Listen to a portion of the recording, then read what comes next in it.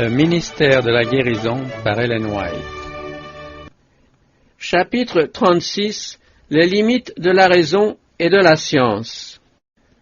L'un des plus grands dangers qui menacent ceux qui s'adonnent aux recherches scientifiques, c'est la tendance à exalter la raison au-dessus de sa valeur réelle et en dehors de la sphère qui lui est propre. Il en est beaucoup qui émettent des jugements sur le Créateur et sur ses œuvres en se basant sur leur connaissance imparfaite au point de vue scientifique. Ils essaient de déterminer la nature, les attributs et les prérogatives de Dieu et spéculent sur l'être infini. Ceux qui se livrent à cette étude foulent un terrain défendu. Leurs recherches ne peuvent aboutir à aucun résultat valable et ne se poursuivent qu'au péril de leur âme. C'est en voulant satisfaire le désir de savoir ce que Dieu leur avait caché que nos premiers parents tombèrent dans le péché. En voulant acquérir cette connaissance, ils perdirent tout ce qui était digne d'être possédé. Si Adam et Ève n'avaient jamais touché au fruit défendu, Dieu leur aurait communiqué une connaissance sur laquelle ne reposait pas la malédiction du péché et qui leur aurait procuré une joie éternelle. Tout ce qu'ils gagnèrent en écoutant le tentateur fut de connaître le mal et ses conséquences. C'est à cause de leur désobéissance que Dieu devint étranger à l'humanité et que la terre fut séparée du ciel. C'est une leçon pour nous. Le terrain sur lequel Satan conduisit nos premiers parents est le même où il veut nous attirer aujourd'hui. Le père du mensonge inonde le monde de fables séduisantes. Par tous les moyens dont il dispose, il pousse les hommes à spéculer sur Dieu afin de les empêcher d'obtenir de lui une connaissance vraiment salutaire. Le panthéisme. Le panthéisme s'infiltre aujourd'hui dans les établissements d'enseignement supérieur et dans les églises, le spiritisme mine la foi en Dieu et en sa parole. La théorie selon laquelle Dieu est à l'état d'essence immanente dans tout ce qui existe est acceptée par un grand nombre de ceux qui prétendent croire aux saintes Écritures. Mais cette théorie est une séduction des plus dangereuses. Elle caricature Dieu et constitue une insulte à sa grandeur et à sa majesté. Non seulement elle trompe l'homme, mais elle l'avilit. Les ténèbres en sont l'élément et la sensualité sa sphère. L'accepter, c'est se séparer de Dieu, c'est courir à la ruine éternelle. La condition dans laquelle le péché nous a placés n'est pas naturelle. Pour nous en sortir, il faut donc une puissance surnaturelle où elle n'a aucune valeur. Or, il n'en est qu'une qui soit capable de faire cesser l'emprise du péché sur le cœur humain, c'est celle de Dieu manifestée en Jésus-Christ. Seul le sang du crucifié efface nos fautes. Seule sa grâce nous permet de vaincre les penchants de notre nature déchue. En revanche, les théories spirites au sujet de Dieu annulent les effets de cette grâce. Si le Créateur est une essence répandue dans toute la nature, il habite en chaque homme, et pour arriver à la sainteté, celui-ci n'a qu'à laisser se développer la puissance qui est en lui. Ces théories suivies jusque dans leurs conclusions logiques annulent entièrement l'idée chrétienne, suppriment la nécessité de l'expiation et font de l'homme son propre sauveur. Ceux qui les acceptent courent le grand danger de considérer finalement la Bible comme une fiction. Ils peuvent préférer la vertu au vice, mais, ayant enlevé à Dieu sa place souveraine, ils comptent sur les forces humaines qui, sans Dieu, n'ont aucune valeur. Notre volonté ne peut résister au mal et le surmonter. Ce qui préserverait l'âme est renversé. L'homme n'a plus de bouclier contre le péché. Une fois l'autorité de la parole de Dieu et de son esprit rejetée, on ne sait dans quel abîme on peut glisser. Toute parole de Dieu est éprouvée, il est un bouclier pour ceux qui cherchent en lui un refuge. N'ajoute rien à ces paroles, de peur qu'ils ne te reprennent et que tu ne sois trouvé menteur. Le méchant est pris dans ses propres iniquités, il est saisi par les liens de son péché. Scrutez les mystères divins. Les choses cachées sont à l'Éternel notre Dieu, Les choses révélées sont à nous et à nos enfants à perpétuité. Nous pouvons comprendre la révélation que Dieu a donnée de lui-même dans sa parole, et elle doit faire l'objet de notre méditation. Mais, au-delà, il nous est impossible de pénétrer. La plus haute intelligence peut aller jusqu'à l'épuisement dans ses conjectures sur la nature de Dieu. Tous ses efforts seront stériles. Il nous est impossible de résoudre ce problème. Nul ne peut comprendre Dieu et ne doit se permettre de spéculer sur sa nature. C'est ici que le silence est éloquent. Celui qui est omniscient défie toute discussion. Les anges êtres-mêmes ne furent pas autorisés à assister au conseil du Père et du Fils pour élaborer le plan de la rédemption. Il n'est donc pas permis aux êtres humains de s'immiscer dans les secrets du Très-Haut. À l'égard de Dieu, notre ignorance égale celle des petits-enfants. Mais, comme eux, nous pouvons l'aimer et lui obéir. Au lieu de raisonner sur sa nature, ses attributs et ses prérogatives, prenons garde aux paroles qu'il a prononcées. Prétends-tu sonder les pensées de Dieu, parvenir à la connaissance parfaite du Tout-Puissant? Elle est aussi haute que les cieux. Que feras-tu? Plus profonde que le séjour des morts, que sauras-tu? La mesure en est plus longue que la terre, elle est plus large que la mer. Mais la sagesse, où se trouve-t-elle? Où est la demeure de l'intelligence? L'homme n'en connaît point le prix. Elle ne se trouve pas dans la terre des vivants. L'abîme dit, elle n'est point en moi, et la mer dit, elle n'est point avec moi. Elle ne se donne pas contre de l'or pur, elle ne s'achète pas au poids de l'argent, elle ne se pèse pas contre l'or d'Ophir, ni contre le précieux onyx, ni contre le saphir.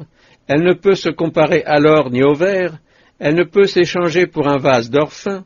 Le corail et le cristal ne sont rien auprès d'elle, la sagesse vaut plus que les perles, la topaze d'Éthiopie n'est point son égale, et l'or pur n'entre pas en balance avec elle.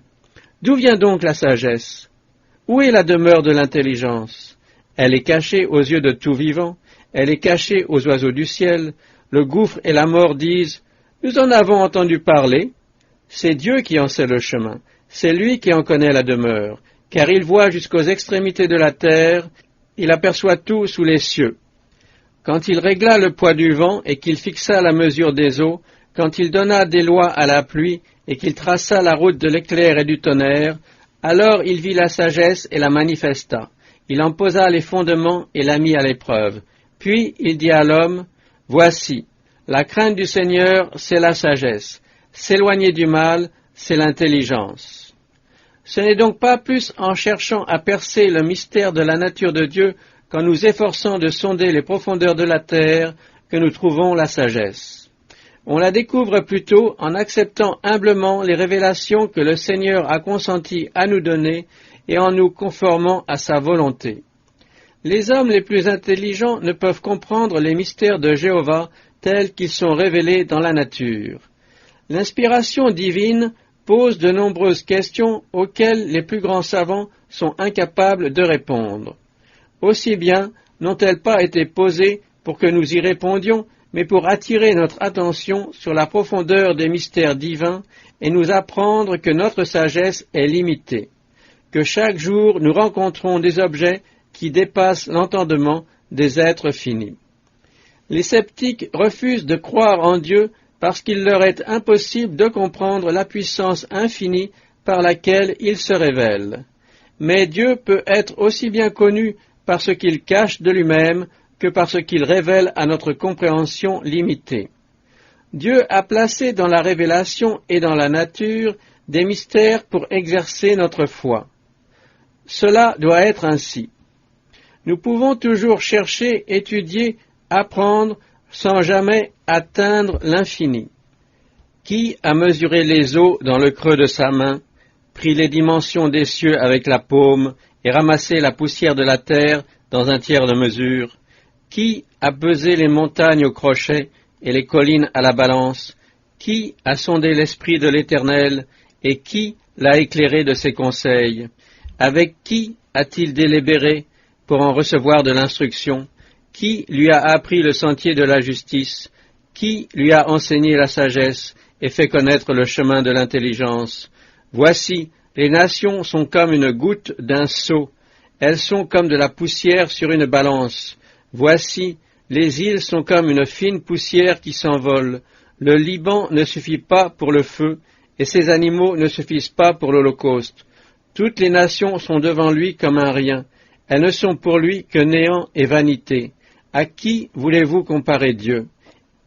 Et quelle image ferez-vous son égale? C'est un ouvrier qui fond l'idole, et c'est un orfèvre qui la couvre d'or, et y soude des chaînettes d'argent. Celui que la pauvreté oblige à donner peu choisit un bois qui résiste à la vermoulure. Il se procure un ouvrier capable pour faire une idole qui ne branle pas. Ne le savez-vous pas? Ne l'avez-vous pas appris? Ne vous l'a-t-on pas fait connaître dès le commencement? N'avez-vous jamais réfléchi à la fondation de la terre? C'est lui qui est assis au-dessus du cercle de la terre, et ceux qui l'habitent sont comme des sauterelles.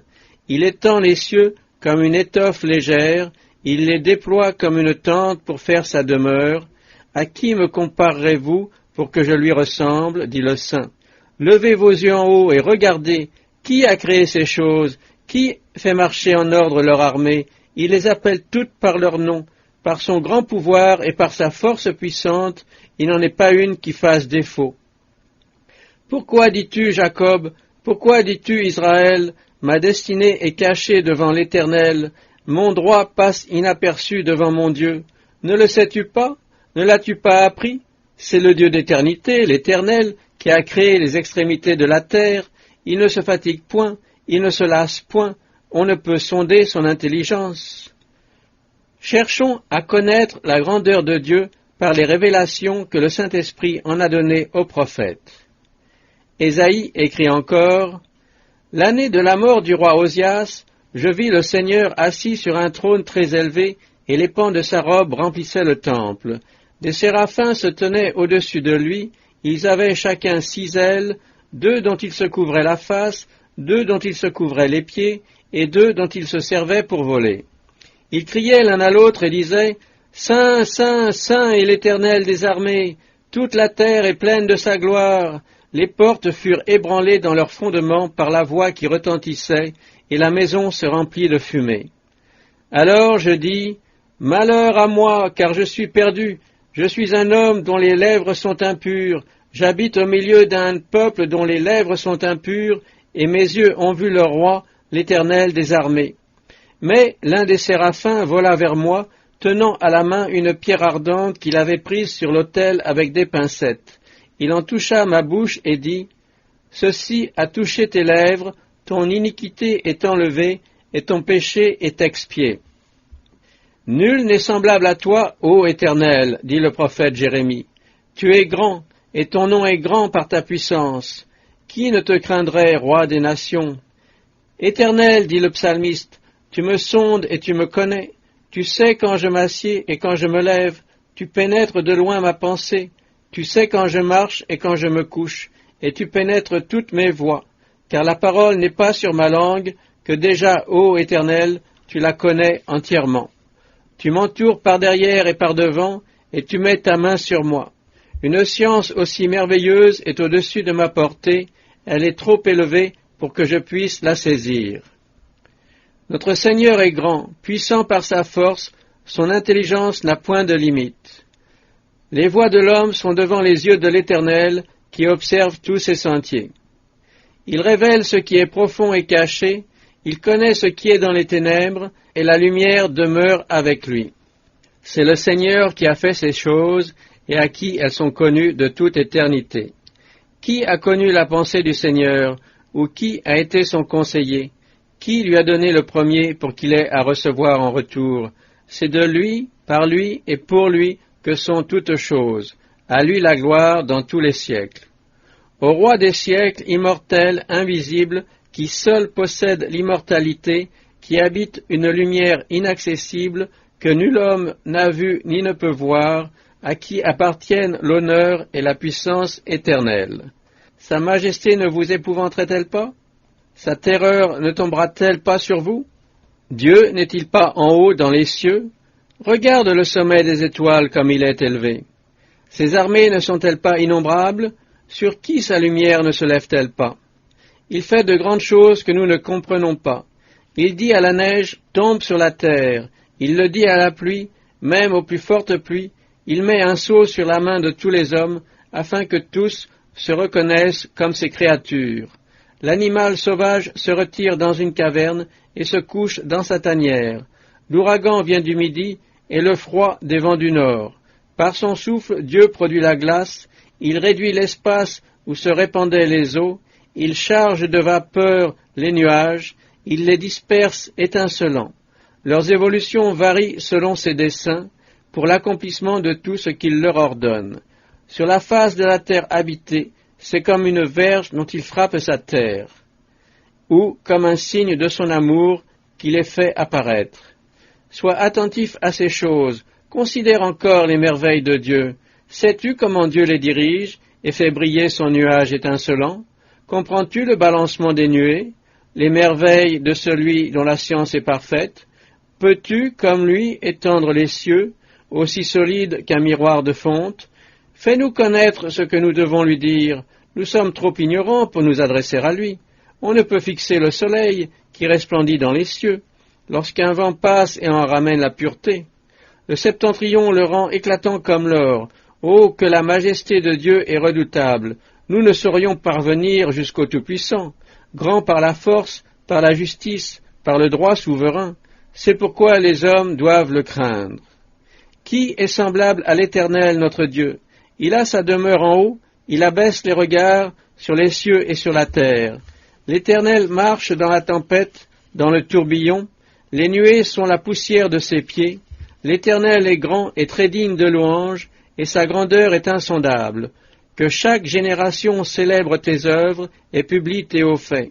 Je dirai la splendeur glorieuse de ta majesté, je chanterai tes merveilles, on parlera de ta puissance redoutable, et je raconterai ta grandeur. Qu'on proclame le souvenir de ton immense bonté, et qu'on célèbre ta justice. Toutes tes œuvres te loueront, ô Éternel, et tes fidèles te béniront. Ils diront la gloire de ton règne, ils proclameront ta puissance, pour faire connaître au Fils de l'homme ta puissance et la splendeur glorieuse de ton règne. Ton règne est un règne de tous les siècles, et ta domination subsiste dans tous les âges. Que ma bouche publie la louange de l'Éternel, et que toute chair bénisse son saint nom, à toujours et à perpétuité. Plus nous connaîtrons Dieu, plus nous nous rendrons compte de ce que nous sommes à ses yeux, plus nous tremblerons devant lui. N'oublions pas ce qui arriva à ceux qui, autrefois, considéraient à la légère ce qui était sacré aux yeux de Dieu. Quand les Israélites poussèrent l'irrévérence jusqu'à ouvrir l'arche qu'on avait ramenée du pays des Philistins, ils reçurent une punition exemplaire. Plus tard, lorsqu'elle fut transportée à Jérusalem, Uzza, craignant de la voir tomber du char où on l'avait placée, avança la main pour la retenir. Ce geste présomptueux à l'égard du symbole de la présence divine lui coûta instantanément la vie. Lorsque Moïse, ignorant que la présence de Dieu se manifestait dans le buisson ardent, se détourna de son chemin pour contempler ce spectacle merveilleux, il reçut cet ordre: « N'approche pas d'ici, ôte tes souliers de tes pieds, car le lieu sur lequel tu te tiens est une terre sainte. » Moïse se cacha le visage, car il craignait de regarder Dieu. Jacob, quittant Beër-Shéba, se rendit à Charan. Il arriva dans un lieu où il passa la nuit, car le soleil était couché. Il y prit une pierre dont il fit son chevet, et il se coucha dans ce lieu-là. Il eut un songe, et voici, une échelle était appuyée sur la terre, et son sommet touchait au ciel. Et voici, les anges de Dieu montaient et descendaient par cette échelle. Et voici, l'Éternel se tenait au-dessus d'elle, et il dit: « Je suis l'Éternel, le Dieu d'Abraham, ton père, et le Dieu d'Isaac. La terre sur laquelle tu es couché, je la donnerai à toi et à ta postérité. Je suis avec toi, je te garderai partout où tu iras, et je te ramènerai dans ce pays, car je ne t'abandonnerai point, que je n'ai exécuté ce que je te dis. » Jacob s'éveilla de son sommeil, et il dit: « Certainement l'Éternel est en ce lieu, et moi je ne le savais pas. » Il eut peur et dit: « Que ce lieu est redoutable, c'est ici la maison de Dieu. c'est ici la porte des cieux. Dans le tabernacle dressé au désert, ainsi que dans le temple de Jérusalem, symbole de la demeure de Dieu, une pièce était consacrée à sa sainte présence, et seul le grand prêtre pouvait soulever le voile orné de chérubins brodés qui en fermait l'entrée. Tout autre qui l'écarterait pour pénétrer dans cet endroit mystérieux et sacré qu'on appelait le lieu très saint serait frappé de mort. Car au-dessus du propitiatoire planait la gloire du Saint des Saints, gloire que nul homme ne pouvait regarder sans mourir. Lorsque le jour fixé, le grand prêtre entrait dans le lieu très saint, c'est en tremblant qu'il osait affronter la présence de Dieu. Il était précédé de nuages d'encens qui voilaient à ses yeux la gloire du Très-Haut. Dans les parvis du temple, tout bruit s'éteignait. Aucun prêtre n'officiait plus aux autels, et la foule des adorateurs, silencieuse et prosternée, implorait la miséricorde divine. Ces choses sont arrivées pour servir d'exemple, et elles ont été écrites pour notre instruction, à nous qui sommes parvenus à la fin des siècles. L'Éternel est dans son saint temple, que toute la terre fasse silence devant lui. L'Éternel règne, les peuples tremblent, il est assis sur les chérubins, la terre chancelle. L'Éternel est grand en Sion, il est élevé au-dessus de tous les peuples. Qu'on célèbre ton nom grand et redoutable, il est saint. L'Éternel a son trône dans les cieux, ses yeux regardent, ses paupières sondent les fils de l'homme. Il regarde du lieu élevé de sa sainteté, du haut des cieux l'Éternel regarde sur la terre. Du lieu de sa demeure, il observe tous les habitants de la terre, lui qui forme leur cœur à tous, qui est attentif à toutes leurs actions. Que toute la terre craigne l'Éternel, que tous les habitants du monde tremblent devant lui. L'homme ne saurait trouver Dieu par ses propres recherches, qu'aucune main présomptueuse n'essaie donc de soulever le voile qui nous cache sa gloire, que ses jugements sont insondables et ses voies incompréhensibles. Il nous donne une preuve de sa miséricorde en dissimulant sa puissance. Aucun mortel ne peut pénétrer le secret dans lequel habite et opère le Tout-Puissant. Nous ne pouvons comprendre de lui que ce qu'il consent à nous révéler pour notre bien. Notre raison doit reconnaître une autorité qui lui est supérieure. Il faut que notre cœur et notre intelligence s'inclinent devant le grand « Je suis ».